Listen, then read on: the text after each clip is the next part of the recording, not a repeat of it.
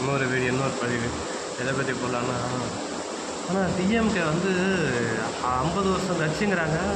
கிளைகள் வந்து அடிப்படையில் வந்து எல்லா கிளைகளும் இருக்குங்கிறாங்க. சின்ன கீழே வந்து ஒரு கிராமம் வந்து ஒரு சிட்டிலேருந்து நகராட்சியிலேருந்து எல்லாமே கிளைகள் இருக்குது.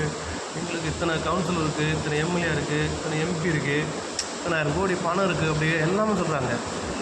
பட்டு அவங்களால ஒரு கட்டமைப்புன்னா, பட் இது வந்து எங்கள் வீடு வரலையும் வந்திருக்கு. இவ்வளோ நாளாக எங்கள் வீடு வரலையும் வரல, பட் எங்கள் வீட்டுக்காரம்மா போக மாட்டாங்க. எங்கள் வீடு வரலையும் உள்ளே வந்திருக்கு. இப்போ ஸ்டாலின் வந்து கிருஷ்ணகிரி மாவட்டத்துக்கு வராங்கல்ல, ஒசூர் எல்லாம் வராங்க. அதுக்கு வந்து 500 ரூபா 1000 ரூபா காசு தரேன், நீங்கள் அதே போல் வந்து ஒரு 30 பேர் வேணும் அப்படின்னு வந்து கேட்டிருக்காங்க எங்கள் வீட்டிலேருந்து.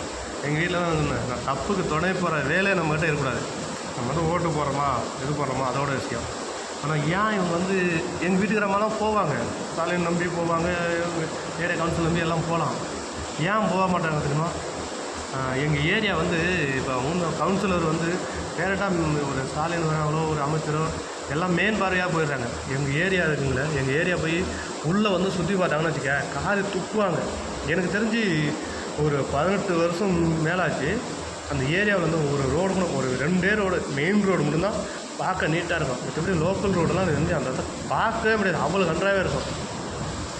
இதை அப்படியும் இப்படியும் கொஞ்சம் கொஞ்சம் மண்ணை கொட்டி மேனேஜ்மெண்ட் பண்ணி அவங்கவுங்க அந்த வீட்டுக்கு முன்னாடி அப்படியே ரோடு கொஞ்சம் ஒரு நாள் நல்லா வச்சுருப்பாங்க. ஒரு 6 மாதம் நல்லா வச்சுருப்பாங்க.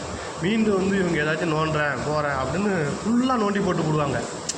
அப்படி இப்படி அரசியல்வாதியை கூப்பிட்டா மதிப்பாங்க மக்கள், நோண்டி போடுறாங்க.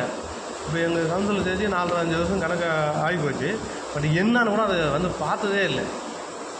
அதில் என் கவுன்சிலெலாம் பார்த்தாங்கன்னா யாரும் ரெஸ்பான்ஸ் பண்ணி மரியாதையாக மதிக்கவே மாட்டாங்க.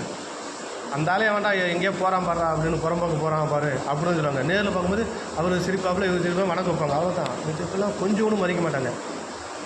ஆனால் இப்போ பாருங்கள், இப்போ இவங்க வந்து இப்போ காசு 500 1000 காசு இப்போ எங்கள் வீட்டுக்காரமாக போகல.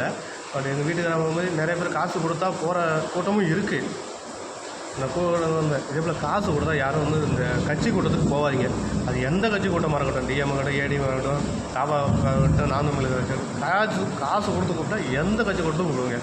காசு கொடுக்காத உண்மையை நேர்மையை கூப்பிட்றாங்களே அந்த கட்சி கூட்டத்துக்கு போங்க. என்னோடய தயவு அதுதான். நீங்கள் அதே போல் அதுக்கு போங்க. ஆனால் ஜெயிக்கிறது நேரத்தில் அந்தந்த இடத்துலையும் வந்து ஏரியாவில் வந்து நல்லா பண்ணுங்கள். அதான் எத்தனை பேர் இப்படி நடந்துருக்குன்னு சொல்லுங்கள்.